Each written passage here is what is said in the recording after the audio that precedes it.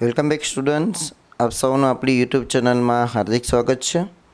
વિદ્યાર્થી મિત્રો, આપણે આ વિડીયોની અંદર ધોરણ 9 વિષય ગુજરાતી આવનારી તમારી જે એકમ કસોટી છે 25 તારીખના રોજ, એના માટેના આપણા મોસ્ટ એમપી પ્રશ્નો અને ગયા વર્ષે જે એકમ કસોટી લેવાયેલી હતી એને જેવા જ પ્રશ્નો આપણે અહીંયા આ વિડીયોમાં આપીશું.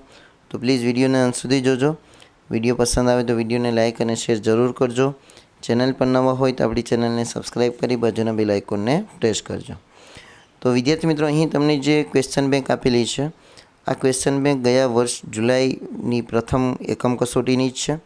તો ગયા વર્ષે તમારો જે સિલેબસ હતો એકમ કસોટીનો, તો આ વર્ષે પણ એ એકમ કસોટીનો સિલેબસ સેમ જ છે ગુજરાતીમાં, પહેલી એકમ કસોટી માટે.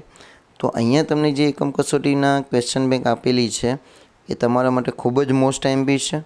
તો આ ક્વેશ્ચન બેંકને જરૂરથી તૈયાર કરવી અને સાથે સાથે એના જવાબો તૈયાર કરી લેવા અને મહેનત કરીને યાદ કરજો, જેથી કરીને તમારી એકમ કસોટી 25 તારીખના રોજ લેવાય તો તમને એ ઉપયોગી થઈ શકે છે. તો અહીંયા તમને જે 25 માર્ક્સની એકમ કસોટીમાં ઘણા બધા પ્રશ્નો આપેલા હોય છે અને આમાંથી શિક્ષક દ્વારા ચોઈસ કરવામાં આવે છે. પણ તમે વ્યાકરણ વિભાગ છે, એના પછી વિચાર વિસ્તાર, નિબંધ લેખન જે પણ હોય છે એ તમને આગળ આવશે. તો હું તમને કહીશ, સાથે સાથે અહીંયા જે પ્રશ્નો આપેલા છે એ પ્રશ્નોને સરખી રીતે વાંચી અને સમજી લ્યો, જેથી કરીને એ પણ તમને પૂછાય તો ઉપયોગી થઈ શકે. તો અહીંયા સૌપ્રથમ તમને 5 માર્ક્સમાં એક વાક્યમાં ઉત્તર લખો એવા બધા પ્રશ્નો આપેલા છે વિભાગોની અંદર. તો અહીંયા તમને પહેલાં વિકલ્પોવાળા પ્રશ્નો આપેલા છે. તો અહીંયા સ્ક્રોલ કરું છું. તમારા પ્રશ્નોને વાંચવાના છે અને એના જવાબો પણ તમારે જાતે તૈયાર કરવાના છે. તો એવા તમને ટોટલ ઘણા બધા 25 પ્રશ્નો આપેલા છે કે જેમાંથી તમને કેટલા માર્ક્સનો પૂછાશે? 5 માર્ક્સનો. તો નાના નાના પ્રશ્નો છે, એના જવાબો પણ નાના નાના હોય છે. અને જો તમારો જે સિલેબસ છે પહેલું અને બીજું ચેપ્ટર, એમાંથી જ આ બધું તૈયાર થયેલું છે. એના પછી વિભાગ બની અંદર તમને 2-3 વાક્યમાં ઉત્તર, ગમે તે બે, જે તમારો 4 માર્ક્સનો વિભાગ બ હશે. તો અહીંયા તમને જે પ્રશ્નો આપેલા છે, આ 10માંથી કોઈ પણ 2 પ્રશ્નો પૂછે. તો વિદ્યાર્થી મિત્રોમાંથી જે પ્રશ્નો નીકળતા હોય એ જ નીકળી શકે, એના સિવાય કંઈ અલગ નીકળી શકે નહીં. વરસ બદલે તો કંઈ પ્રશ્નો ના બદલી શકે. હા, થોડા ઘણા બદલાતા હોય છે, બાકી ચેપ્ટરમાંથી જે પ્રશ્નો નીકળવાના હોય છે, નીકળી શકે એવા હોય છે, એ વરસ બદલે કે ગમે તે બદલે એને એ જ હોય છે. એના પછી તમને બીજું છે સવિસ્તાર ઉત્તર લખો, ગમે તે એક. તો અહીંયા તમને 5 પ્રશ્નો આપેલા છે સવિસ્તાર ઉત્તર માટે. તો 5માંથી કોઈ પણ એક પ્રશ્ન પૂછાય. તો આ 5 પ્રશ્નો તો સારી રીતે વાંચી લેવા અને સમજી લેવા. એના પછી તમારો વિભાગ ક, જે તમારો 8 માર્ક્સનો છે. કેટલા માર્ક્સનો છે? 8 માર્ક્સનો. તો 8 માર્ક્સની અંદર તમને ઘણું બધું પૂછાય છે, ખાસ વિરોધાર્થી શબ્દ, સમાનાર્થી શબ્દ. તો એ પણ તમે દરેક પ્રશ્નની અંદર જુઓ.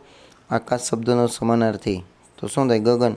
સૂર્ય શબ્દનો સમાનાર્થી શું થાય? રવિ. બરાબર.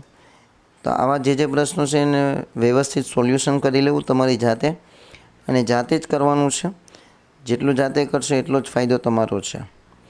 ચાલો, એના પછી આપણે આગળ જોઈએ. તો આવા તમને ટોટલ 20 પ્રશ્નો આપેલા છે, જેમાંથી તમને 8 માર્ક્સનું પૂછાશે. તો આના સિવાય પણ ઘણા બધા પ્રશ્નો નીકળી શકે, જે તમારી એકમ કસોટીની આ વર્ષની જે જુલાઈની એકમ ક્વેશ્ચન બેંક આવશે એમાં તમને જોવા મળી શકે. એના પછી તમારો વિભાગ ડ છે, જેમાં તમારે કોઈ પણ એક વિષય પર નિબંધ છે અથવા તમારે વિચાર વિસ્તાર પૂછાશે કે જે તમારે સારી રીતે તૈયાર કરવાનો રહેશે. અહીંયા જો નિબંધ પૂછાય તો કયો પૂછાઈ શકે? ઉનાળાની બપોર, સ્વચ્છતા ત્યાં પ્રભુતા, માતૃપ્રેમ, વર્ષા ઋતુ, પર્યાવરણ બચાવો. તો આ નિબંધ જો પૂછાય તો આમાંથી કોઈ પણ એક નિબંધ પૂછાઈ શકે તમને. તો વિદ્યાર્થી મિત્રો, આશા રાખીશ તમને આ ક્વેશ્ચન બેંક છે એ ઉપયોગી થશે આમાંથી જો કરશો તો. કેમ કે આજે ગયા વર્ષની જુલાઈમાં એકમ કસોટી લેવાયેલી હતી અને આ વર્ષની જે જુલાઈમાં એકમ કસોટી લેવાશે એનો સિલેબસ સેમ છે અને એ તમે જાણો જ છો. તો આશા રાખીશ તમને વિડીયો ઉપયોગી થયો હશે. તો પ્લીઝ આ વિડીયોને તમે લાઈક કરો, તમારા મિત્રો સાથે શેર કરો, અને જો ચેનલ પર નવા હોય અને ચેનલને હજુ સુધી સબસ્ક્રાઈબ ન કરી હોય તો પ્લીઝ સબસ્ક્રાઈબ કરી બાજુના બેલ આઇકોનને પ્રેસ કરો. Thank you very much.